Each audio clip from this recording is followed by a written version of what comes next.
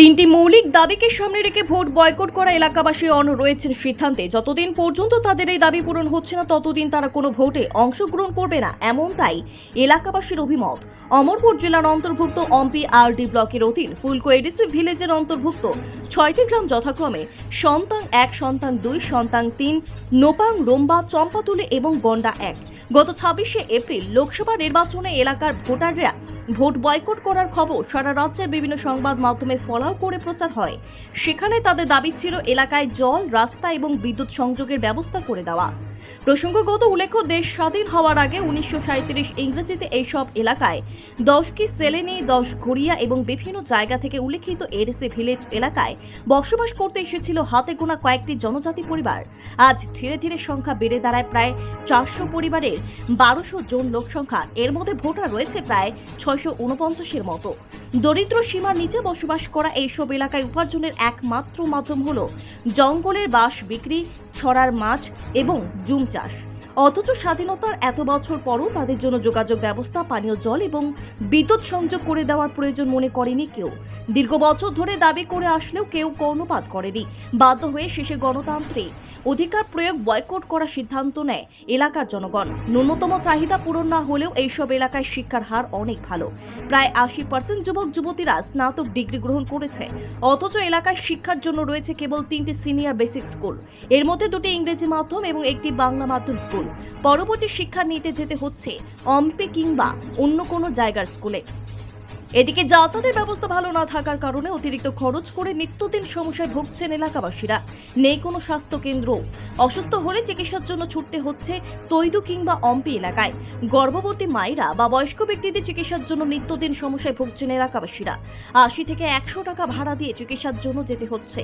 এলাকা জুড়ে নেই রেশনের দোকান, ফলে 100 টাকা খরচ করে রেশন সামগ্রী সংগ্রহ করে হচ্ছে তাদের।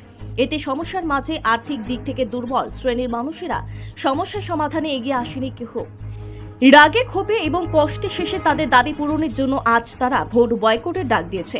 এখন তাদের দাবি, যতদিন পর্যন্ত এর সমাধান হচ্ছে ওনারা কোনো ভোটে অংশগ্রহণ করবে না। প্রসঙ্গগত উল্লেখ্য, সন্তাং এলাকার ভোটাররা গত 1 মাস পূর্বেই তাদের দাবি জানিয়েছিল। তারা বলেছিল লিখিতভাবে যদি দাবি পূরণ না হয় তবে ভোট বয়কটের পথ বেছে নেবেন। এখন প্রশ্ন হলো, তারপরও প্রশাসন কেন এই বয়কট আটকাতে সফল হয়নি? তবে কি সদিচ্ছার অভাব ছিল নাকি অন্য কিছু? এই প্রশ্ন এখন বিভিন্ন মহল জুড়ে ঘুরপাক খাচ্ছে। অন্যদিকে অম্পি এলাকার এডিসির এমডিসি সদানন্দ কলে ভোট বয়কট প্রসঙ্গে নিজ প্রতিক্রিয়া দিতে গিয়ে বলেন যে গ্রামবাসীর বক্তব্য সম্পূর্ণ সত্য নয়, এটা বিরোধী রাজনৈতিক চক্রান্ত বলেও তিনি উল্লেখ করেন। তিনি আরো বলেন, রাজ্যের বিরোধী দল সিপিআইএম এর একটি রাজনৈতিক চক্রান্ত। তবে যাই হোক, ভোট বয়কটের ঘটনা যে সত্য তা কিন্তু অস্বীকার করার উপায় নেই কারো। এখন দেখার তাদের আওয়াজ শুনে নৈতিক দাবি পূরণ করতে কি ব্যবস্থা গ্রহণ করে প্রশাসন। হয়েছে এই পর্যন্ত আমরা বসবাস করতেছি এই সন্তান এলাকার লোক। তবে ইলেকশনের আগে তারা আসবো, আমার বুদ্ধ আমি করব, ইলেকশন পরে মুখই দেখলো না। আমরা কোনো পার্টিরে আমার ব্যক্তিগতভাবে অনুরোধ করি, রিকোয়েস্ট করতেছি, বর্তমানে যে যারা সরকার আছে রুলিং বা যে কোনো সরকার, তারা আমি দোষ দেই না। এখন আপনারা কি চাহিদা, আপনারা কি চান? আমার ব্যক্তিগত নয়, এটা আমরা চাইতেছি এখন সারা সমগ্র সন্তান পোলকো তো কৃষ্ণাও অনলি না শুধু 5 কিলোমিটার আছে, এইটা রাস্তা করা হোক। আর এদিকে আছে 1 নম্বর গন্দেক তো ওই হলি এঞ্জেল, এটা তো মুখে একটা হয়ে গেলে তো 2 কিলোমিটার বা 3 কিলোমিটার হইব মাত্র, এটা কাজ করা হোক না।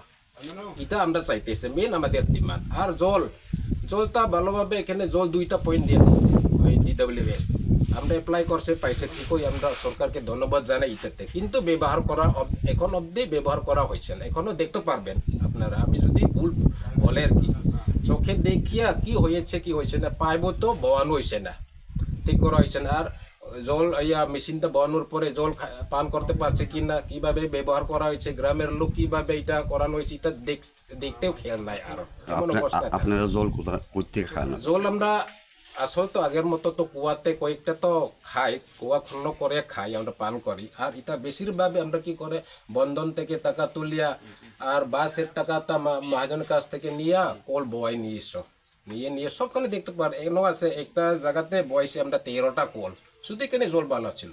এমন অবস্থাতে সারা সন্তান চলে। আর ম্যালেরিয়া ডায়রিয়া, এখানে সব রোগগুলো আছে। আর হোস্টেল আছে এখানে, আমি যে বলার মতো 3টা হোস্টেল আছে, ইংলিশ মিডিয়াম স্কুল করানো হয়েছে আমরা গ্রামে। 3 নম্বর আছে হলি এঞ্জেল, আর 2 নম্বর আছে লুইবার ইংলিশ মিডিয়াম। তারাও কিভাবে খাওয়া দাওয়া আর হোস্টেলের শাকসবজিগুলো আনে, তুইদু থেকে আনতে লাগে কাইন্ডিয়া মাঝে মাঝে। আর গাড়ি ভাড়া এখান থেকে যাইতে গেলে সন্তান তো তুইদু কত লাগে, 40 টাকা, আপ ডাউন গেলে মাত্র 80 টাকা। কোনো কিছু না কিনলে এমন অবস্থাতে আমরা বসবাস করতেছি এই পর্যন্ত কষ্ট। পহেলা বৈশাখ উপলক্ষে থাকছে বিশেষ ছাড়। কৈবল্যনাথ মোটরস গ্রাহকদের সুবিধার্থে নিয়ে এসেছে এবার পহেলা বৈশাখ থেকে 15 বৈশাখ পর্যন্ত আকর্ষণীয় উপহার। শুধু তাই নয়, নিয়ে আসছে আকর্ষণীয় ছাড়ও। প্রতি বাইক ক্রয়ের ক্ষেত্রে 3 থেকে 10,000 টাকা পর্যন্ত ছাড়, আকর্ষণীয় গিফট, হেলমেট, পেট্রোল সম্পূর্ণ বিনামূল্যে, ন্যূনতম সুদের হার, স্পট ফাইন্যান্স, রয়েছে কম ডাউন পেমেন্ট, পাশাপাশি পার্সের ক্ষেত্রে 5 থেকে 10% পর্যন্ত ছাড় এবং সার্ভিসিং এর ক্ষেত্রে 50% ছাড়। তাই সুযোগ হাত ছাড়া না করে আজই চলে আসুন কৈবল্যনাথ মোটরসে। আমাদের ঠিকানা কৈবল্যনাথ মোটরস, মধুপুর, পশ্চিম বাজার। যোগাযোগ 7005951912 অথবা 9362025167।